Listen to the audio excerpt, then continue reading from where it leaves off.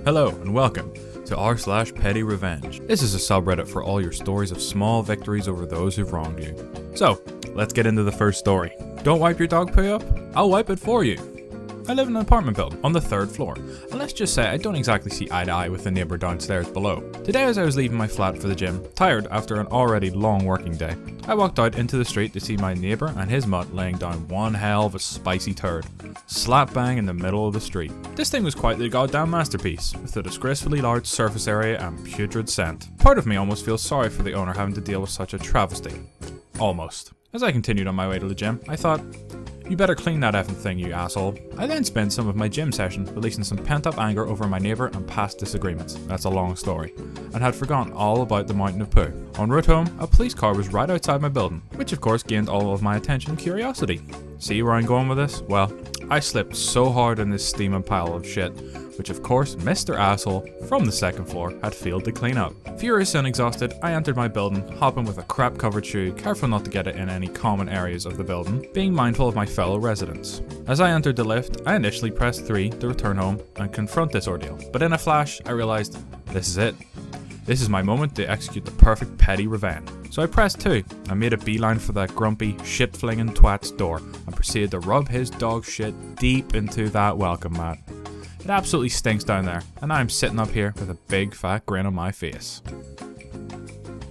My mom's petty revenge. When I was a child, I'm 67, my mom had borrowed some money from a loan company. She told them when she borrowed it that my dad got paid every 2 weeks and the following Friday was payday. She would be in that morning and pay them off just as soon as she cashed my dad's check. The bill was like $65 or so. Can't remember exactly how much since this was over 50 years ago. 2 or 3 times a day my mom would get a call from the loan company telling her she needed to come in and pay the bill.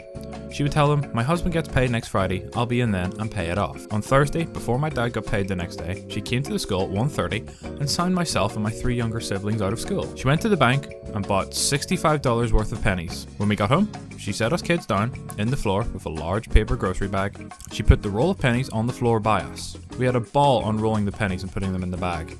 The next day, while we were at school, she took all those pennies to the loan company. She loosened the bottom of both sacks. She supported both sacks with her hand. When she got to the counter, she said she'd come to pay off the loan. She set the sack on the counter, then turned around and started to walk out. Mrs. So-and-so, what's this? Then the lady behind the counter picked up the sacks. Pennies went all over the floor. You have to come and count these for us. How do we know there's $65 worth here? If there's not, don't call me. It's your problem now. Wife giveth, wife taketh away. So last night before bed, my husband and I got in some stupid argument, and he decided he didn't want to go to bed after all. I went to bed, he went back downstairs to watch a movie or something. Well, we have cats and the noise in the lights was throwing off their schedule. Normally, they sleep with us all night, 10 PM to 6 AM. Instead, they kept running up and down the stairs all night, jumping all over me when I was trying to sleep. If I closed the bedroom door, they scratch at it and cry. So now it's 3 hours later, and this is still going on at 1 AM. I'm sick of it, and I just want to sleep. I realized the movie I can hear him currently watching, I know, is on Netflix. I logged into my account on my phone, and sure enough, he's 20 minutes into a new movie. I went into my account settings and logged off all the devices. I hear it stop downstairs. He cussed. He doesn't know the password. A few minutes later, I hear another movie going, and now I'm super confused until I realized probably now on our Hulu account. So I checked my phone and yep, so I did the same thing. I hear it stop, he grumbled something and started turning everything off. When he came upstairs, I was fast asleep, and when he woke up today, he told me none of our accounts are working. How strange, I said. Edit. Because so many people are apparently worried about my marriage, the argument was about ground beef. He has a habit of saying he'll take tomorrow's dinner out of the freezer to thaw.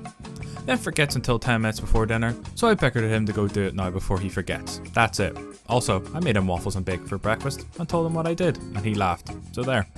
Rude old woman thinks she can insult me behind my back. A few years back, I worked at a garden centre in a town with a pretty large population of Italian immigrants. I don't look particularly Italian myself, but I am. My Italian is passable. I was mainly a cashier, and to be honest, I really loved doing it. The clientele was significantly nicer than the grocery store I previously worked at, and I enjoyed having the occasional chat about plants with people. Because this was mainly an Italian area, I did deal with a lot of older Italian people whose English wasn't very good. Most of the time, they would make an effort to speak English. I would do my best in Italian and everything would work out well. One day, however, I was at the till cashing out an elderly woman and her adult daughter. The woman was trying to haggle with me about the prices, obviously not something I can change as a cashier, and generally complained about things that are far beyond my control. I was polite and courteous, and eventually the woman gave up, realizing she couldn't get any freebies from me. And then the tirade began. To her daughter, who seemed mortified and kept telling her to stop in hushed tones, she began insulting me in Italian. This went on throughout the entirety of the transaction, and I pretended to be oblivious to it, even though on the inside, I was fuming. Finally, the woman pays, while telling her daughter she thought I was going to shortchange her. Takes her bags, and as I hand her the receipt, I tell her in a cheerful tone, in Italian, "Have a great day."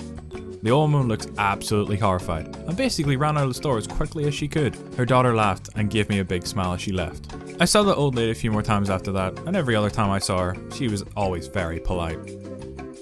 Something to sneeze at. Bit of background, I'm an atheist, so when someone sneezes, I say Gesundheit, or more rarely, Salud, or sometimes, pick that lung back up.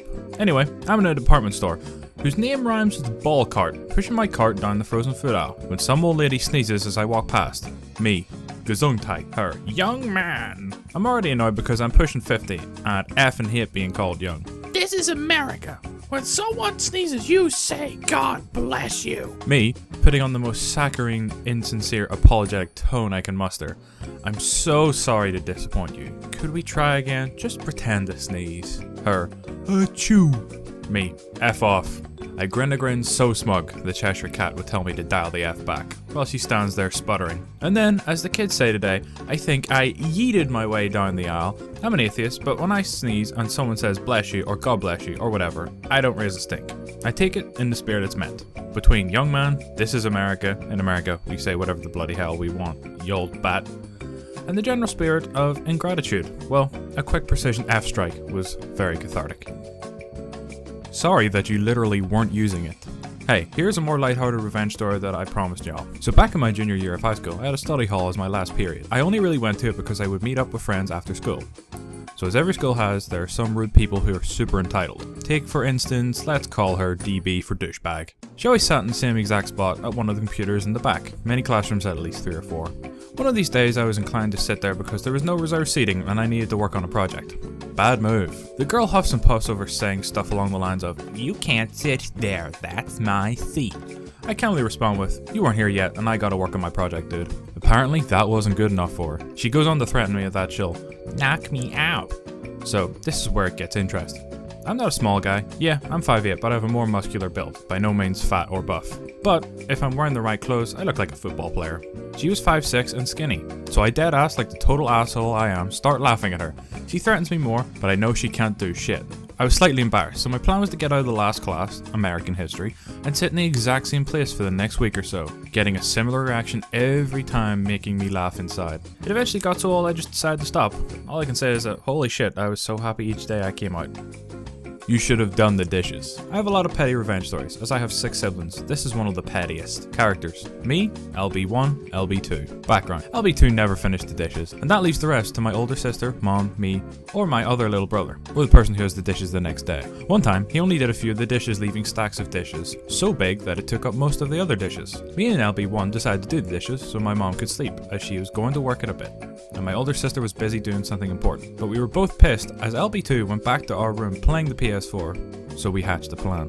The next day, I did the dishes, and did all of them because we were going to have ribs, rice, potato salad, and corn. So I had to wash pans and pots and a lot of plates. The other reason I did the dishes was because my mom told LB2 to wash the dishes, but then I stepped in saying that I would do the dishes, and that he could do them the next day. Since we had all that food, the person that had the dishes the next day, LB2 in this case, would have to wash all the pans and scrub off the greasy pans and all the dirty pots. The plan itself is petty, but LB1 suggested that every time LB2 would get close to finishing them, we would get more dishes from the counters and tables and put them in the sink. As we keep doing this, I told LB1 to wait until he was finished and put the rest of the dishes in, and that's what we did as soon as I heard the water turn off. Me and LB1 got all the dishes, put them in the sink, and I left while saying, "I think you missed a couple," in the most smug way ever. Brad steals my Christmas present, so I threw her backpack in the bathroom. When I was in 4th grade, I went to a boys and girls club after school. This happened during December, and the boys and girls club was having a gift raffle, where children were given a number and one at a time will go and visit Santa Claus to be given a gift that matches their number. A girl from my class went to the boys and girls club with me.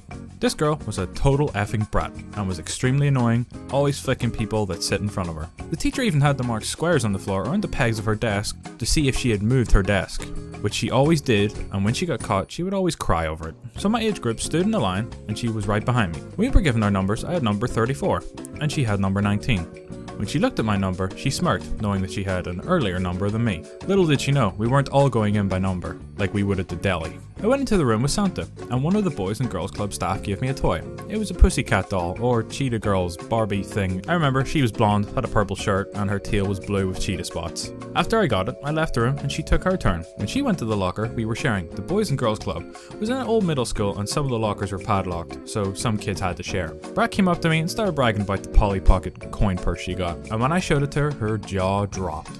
I put the doll in my backpack and went to my age group's assigned activity. We were in the game room and I was playing Sheep Raider on the PlayStation 1. The staff member in charge of the game room came up to me and said that my dad was here to pick me up, and I went to the locker to get my backpack. When I picked it up, I noticed it was a lot lighter and it was halfway open. When I looked inside, it was gone. I quickly took everything out of the locker, even Brat's backpack, to try and find it, only to notice that hers was heavy. When I unzipped it, my doll was inside of it. I thought this girl was my friend, and to see that she had tried to steal my Christmas gift from me really upset me. I took the doll out of her backpack and put it back into mine. Then I proceeded to stomp on her backpack and threw it into the boys' bathroom. After I got my revenge, I went home and enjoyed my new toy. After that, we stopped talking. Surprisingly enough, she didn't try saying I stole from her, and I never got in trouble. Alright guys, that's going to be it for today. Hopefully you enjoyed the video. If you did, feel free to leave a like.